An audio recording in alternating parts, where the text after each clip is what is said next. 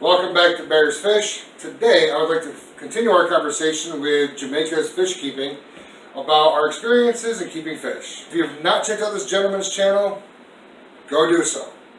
The link's down below in the description. No, seriously, I'll wait for you. Go ahead.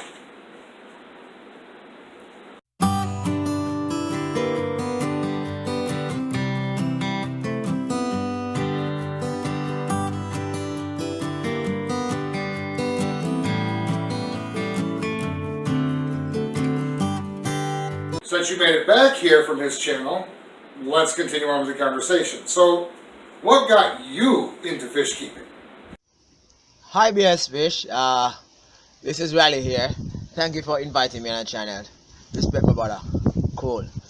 Alright, so what actually inspired me to be in fish keeping?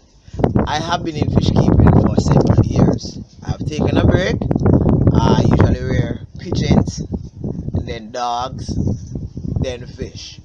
Right? I practically like to be around animals, so from early years, 10, 12, so I am always having an animal in my mom's yard. So as I actually become older, get older, I just see myself doing that. At one point in time I had like 60 odd birds in my cub, and they were like flying all over the yard. And then I started to breed some Rottweiler. That was cool.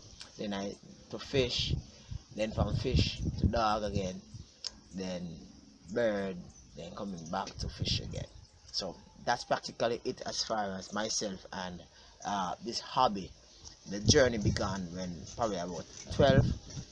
Stopped probably when I was about probably a little bit out of high school, and then it started a couple years ago. So I like to give tips and tricks that people who are new to the hobby or face something that they haven't experienced before. What are the top 3 tips you would give to somebody new to the hobby? Or anybody else watching this, drop your tips down below too. Okay, with regards to 3 tips, I would advise a beginner fish keeper. Let's say I'm meeting them for the first time and they say, give me some advice. The first thing I would say, just like I would say to my co-workers, start off small. When you're buying a car, don't buy the biggest and the most expensive car. Buy a small one, learn about that one first, and then you graduate. So I would say that they should purchase fish according to how they think they can manage. Right? It makes no sense you're just entering into the hobby and you go out there and you buy some large fish like Ariana, some Oscars, or some big fish, and you just can't manage. The best thing to start off with is some live bearers that are really, I call it now, they're hardy. They can manage a lot of things. A lot of trial and error is going to occur there. Even goldfish, even better than some of the cichlids that you probably want to start out with. Another thing in which I would advise is that they should always ensure that the environment in which they are keeping their fish is the correct one, because you don't want them to get a fish that will start off very small and end up too large. And the third one, I would say, some fish requires a specialized diet so as to remain healthy. So if you know that your pocket is not able to manage certain speed, stick with the fish that is in your economic budget. That's what I would say. Your channel covers a lot about ponds, and I love the information that's there. What would you tell somebody who's new to ponds that they would need? How would they get started with a small pond in their backyard or on their porch or something? Tell us a little bit about that. I do ponds because of several reasons. Alright? Some persons might not be able to do ponds where they are at because of the seasonal variation. In Jamaica, you only experience a hot and should I say a dry and a wet season. In Jamaica, you only experience a dry and a wet season. So, like between January until like mid-August is dry, just like now, right? From late August straight back to November, it's like rainy season, hurricane, storm, depression, all that you can think of, right? So, with regards to my ponds, I designed them in such a way that they can manage both climatic conditions. In building a pond, two fundamental basics you should allow for your pond. The size of your pond goes with the size of your fish, or should I say, the size of your fish goes with the size of your pond, right? So you can't have a large fish in a small pond. No, as you can see on my channel, I have 4 large ponds and 17 small ponds, right? The 17 small ponds are what I use as growth containers, growth ponds, right? I also use plants to actually get my fish to, remain frisky, healthy, protected, and to populate. Building pond is concerned, uh, 3 things that you have to ensure that you have when you're building a pond. 1, you have to ensure that you have space. 2, you have to ensure that you have a source of water. And 3, you have to ensure that the plumbing works and the electrical works are in place and are not structured in such a way that disaster will occur in the future. So that's my take on ponds. I have a big yard, so I utilize that. Now, if I never have the big yard, chances are I might probably have a little section in my house to deal with my fish, right? But not everyone have the same opportunity as I do with regards to the keeping of fish. So kudos to those persons who have fish room, right? But I think I love the ponds and I will stay with them for a bit. Okay. uh, Bearing in mind that sometimes I don't even feed them, and they are okay because they have a lot of insects that actually patrols the water in which they actually consume, and the sunlight actually increase the rate of algae in which they consume. So it's like an ecosystem within the pond. So that's why one of the reasons also in which I like ponds. All right, so let's get a larger conversation. Let's bring the audience into this conversation with us for a little bit. What are your 2 pet peeves about the hobby right now?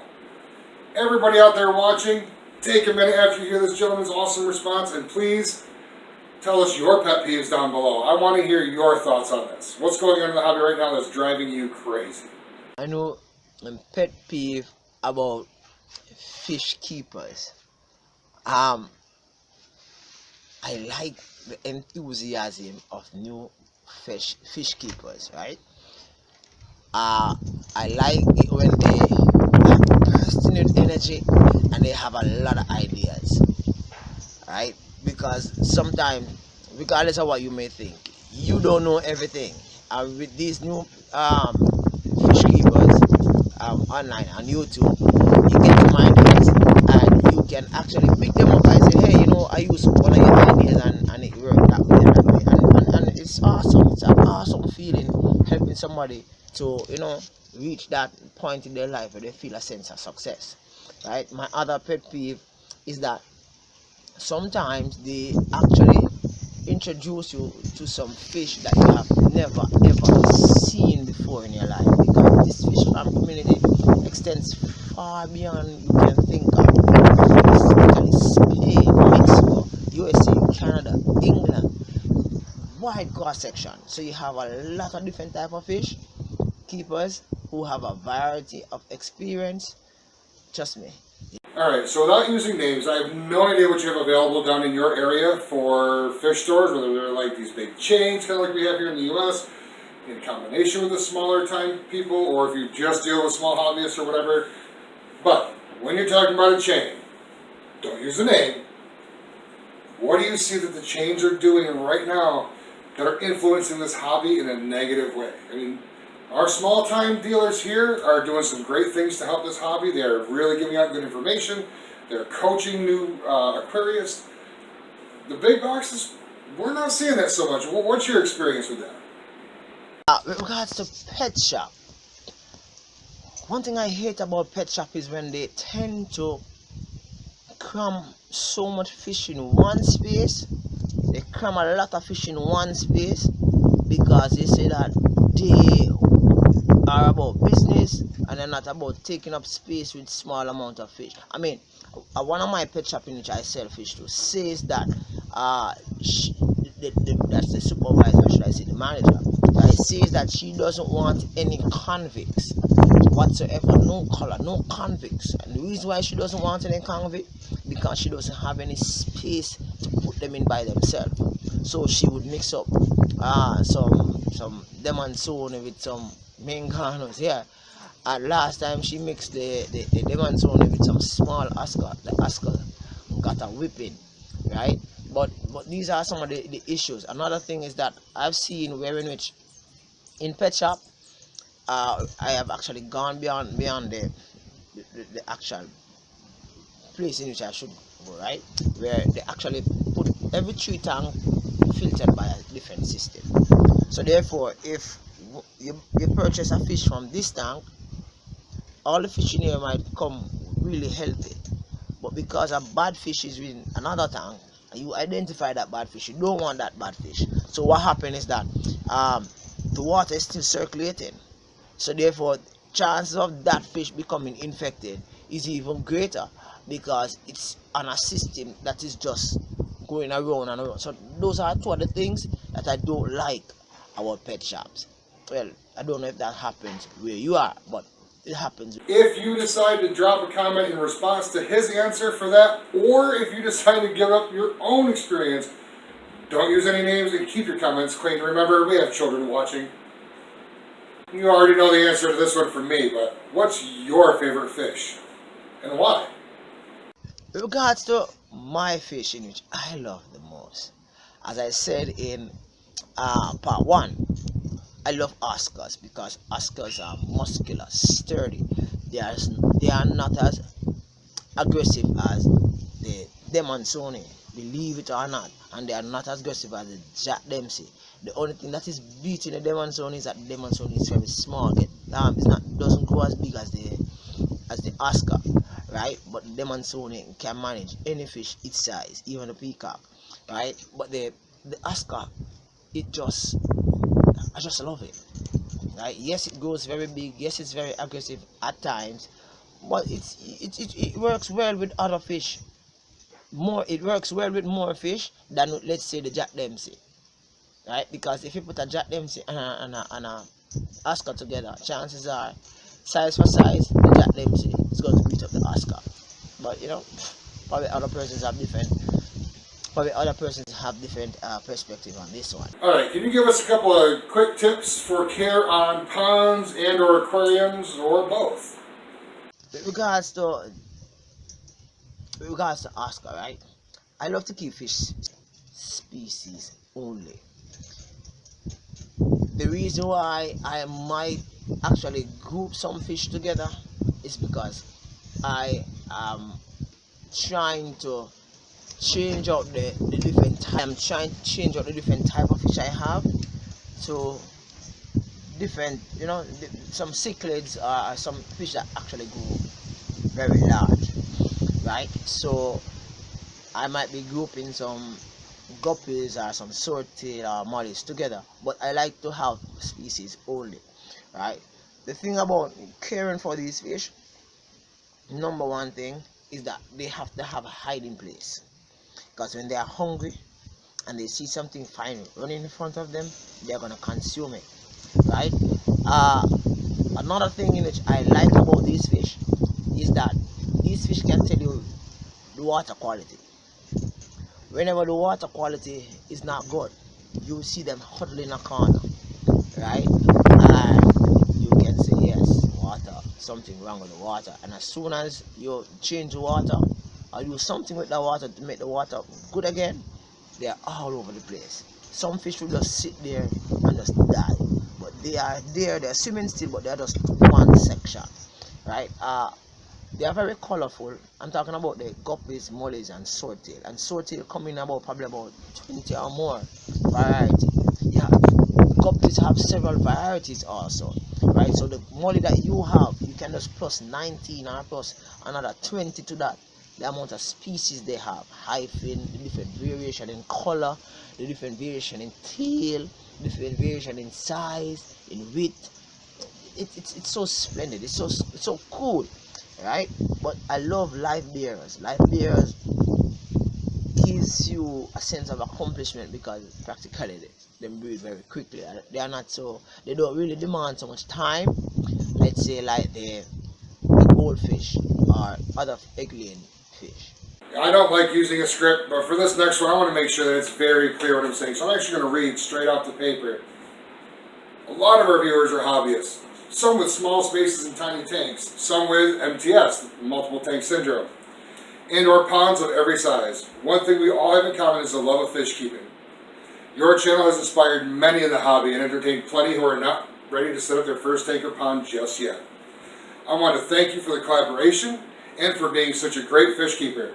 I hope my subscribers will show you a ton of bear love. Get over there and subscribe to that man. Please. Well, I hope that they will show me tons of love also.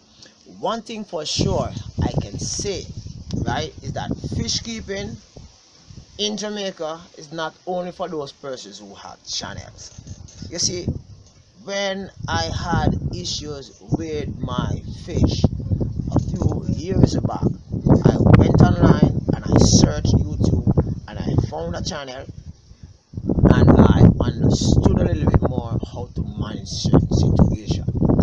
This is one of the reasons why Fish Keep in Jamaica actually put out some videos, right? So you might see some videos have 20 odd views, some persons have some videos might have 40 odd views.